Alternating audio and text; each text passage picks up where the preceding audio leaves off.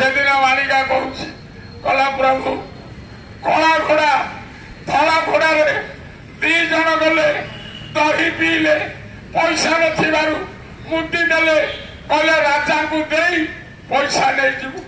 ଶୁଣିଲେ ଗଜପତି ରାଜା ପୁରୁଷୋତ୍ତମ ଦେବ କହିଲେ ମାଣିକା ପୂର୍ବ ଅଞ୍ଚଳରେ ମାଣିକାର କେତେ ପାପ ପୂର୍ବ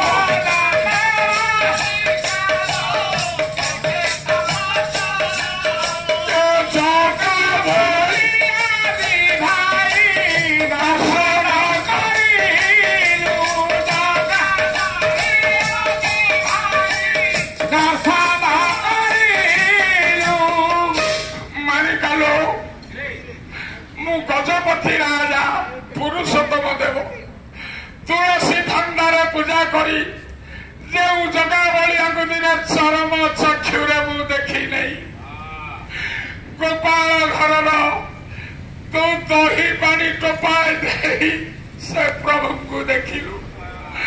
କି ଭାଗ୍ୟ ମାଣିକା ତୋ ଦହି ହଉଛି ଅମୂଲ୍ୟ।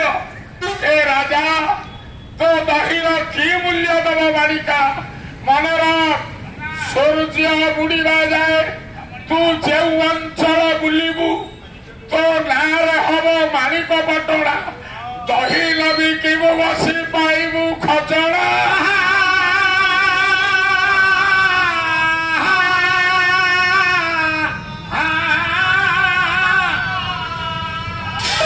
ମାଣିକାଲୋ ଆଉ ଦହି ଆଜିଠୁ ବିକିବାକୁ ପଡିବ ନା। ମୁଁ ଗଜପତି ରାଜା ସୂର୍ଯ୍ୟ ବୁଡ଼ିବା ଯାଏ ଯେଉଁ ଅଞ୍ଚଳ ବୁଲିବୁ ତୋ ନାଁରେ ହବ ମାଣିକ ପାଠଣା ମାଣିକ ପାଠଣା ମାଣିକ ପାଠଣା। ଏବେ ଆଜ୍ଞା ଦହିଖିଆ ବସ୍ ମାଣିକ ପାଠଣା ଦେଇ ଯାଉଛି। ଏ ସ୍ମୃତି ଓଡ଼ିଶାର ଓଡ଼ିଆ ପୁଅର ଓଡ଼ିଆ ଜାତିର ଏବେ ସେ ମାଣିକ ପାଟଣା ଗାଁ ଅଛି।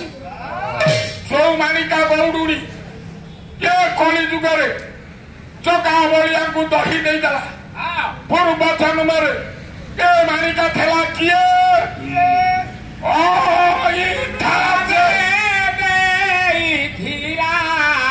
ବୁଢେ ସବରୁଣୀ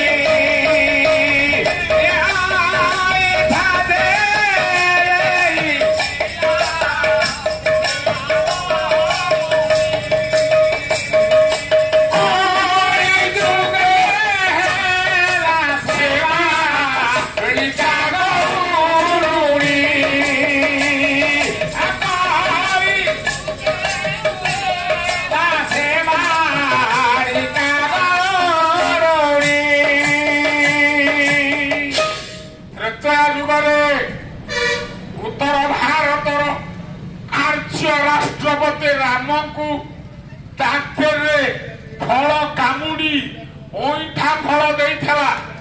ଯୋଉ ଶ୍ରମଣା ସବରୀ ତ୍ରେତୟାର ଶ୍ରମଣା ଫଳ ଖାଇବାକୁ ଦେଇଥିଲା।